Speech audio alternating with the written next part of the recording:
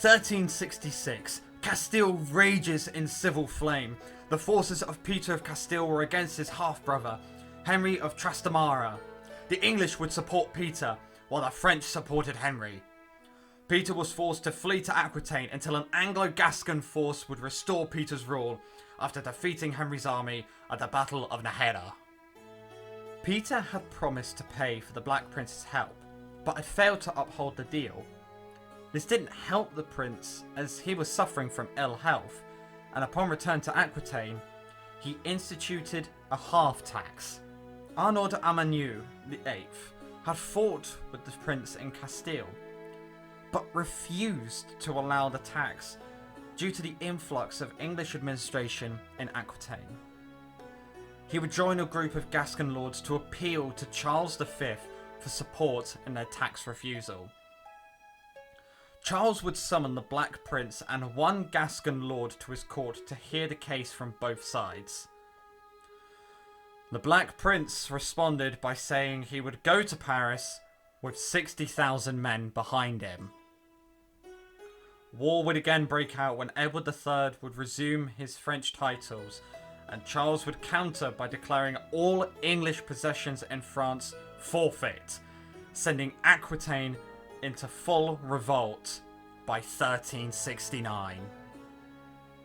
With the Black Prince away from Castile, Henry of Trastamara would lead a second invasion that would end Peter's life at the Battle of Montiel in March 1369.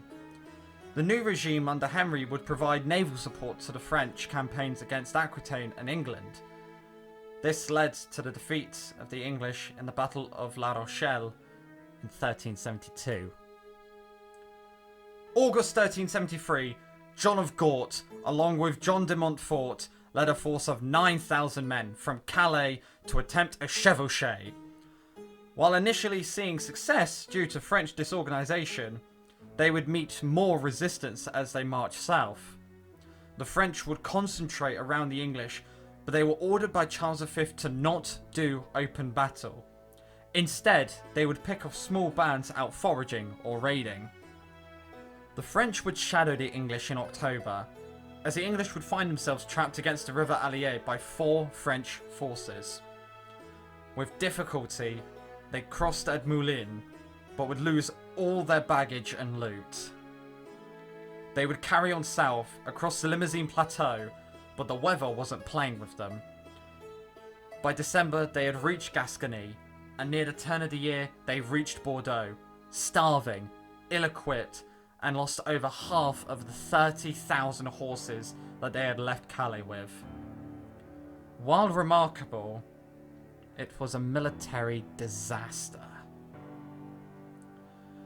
With his health showing no improvement, the Black Prince returned to England in January 1371, where his father, Edward III, was also elderly and in ill health.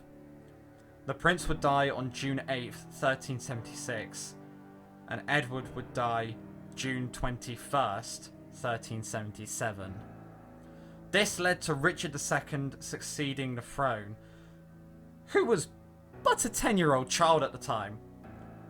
While England held a large portion of France after the first phase, by 1380, all of that had gone, and now only Calais remained, with a few other ports.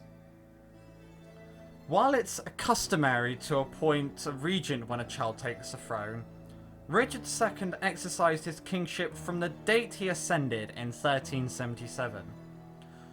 Richard II would face turmoil at home, notably from the Peasants' Revolt under Wat Tyler in 1381, and a war with Scotland in 1384. His decisions to raise taxes to fund the war and to aid in Calais were not really helping his reputation. In July 1380, the Earl of Buckingham would lead an expedition to France in aid of the Duke of Brittany, England's ally. The French would refuse to do battle at Troyes in the August, so Buckingham continued his chevauchée and would lay siege to Nantes in November. By January, Buckingham abandoned the siege after no support came from Brittany.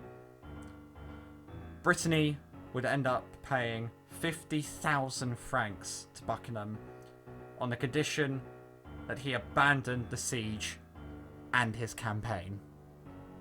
Charles V's death in 1380, along with de Gouselin, left France without a strong hand to continue the momentum of the war.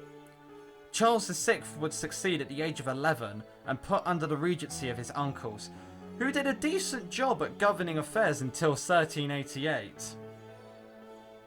France was facing internal destruction. Along with plague and recession, high taxation would cripple the French peasantry and the urban communities, pushing more and more people to not paying their taxes, which took a hit on the king's treasury, which he needed to fund the war in a way. With increasing pressure and uncertainty to fight the English, the momentum that the French had after taking Aquitaine had been lost. This led to both nations to fight proxy wars, like in Portugal between 1383 and 1385, where the English would come out victorious. As well as in France, the English populace were growing increasingly unpopular towards the high taxes, and these were seen as a main factor for the Peasants' Revolt. Richard II's lack of attitude to the war, and instead to a select few close friends and advisors, would make a group angry amongst his court, a group called the Lords Appellant. The Lords were able to gain control of Richard's council in 1388, but couldn't restart the war in France. The spirit was there, but the funds were not, and in the autumn, the council restarted negotiations with the French crown for peace, ending in the Truce of Lulliam. In 1389, Richard's uncle and close supporter, John of Gaunt, returned from Iberia and would solidify control until 1397, where he would destroy the Big Three and the Lords Appellant. After his death in 1399, Richard II disinherited Gaunt's son, Henry of Bolingbroke. But Bolingbroke would return from exile and depose Richard II, to then be crowned Henry IV. A Scottish invasion would begin in 1402, with the English winning at the Battle of Hamilton Hill.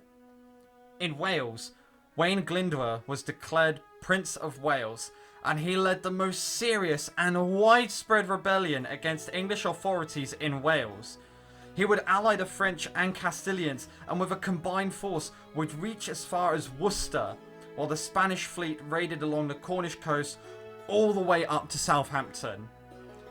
This revolt was crushed in 1415, allowing Wales some autonomy from the English crown.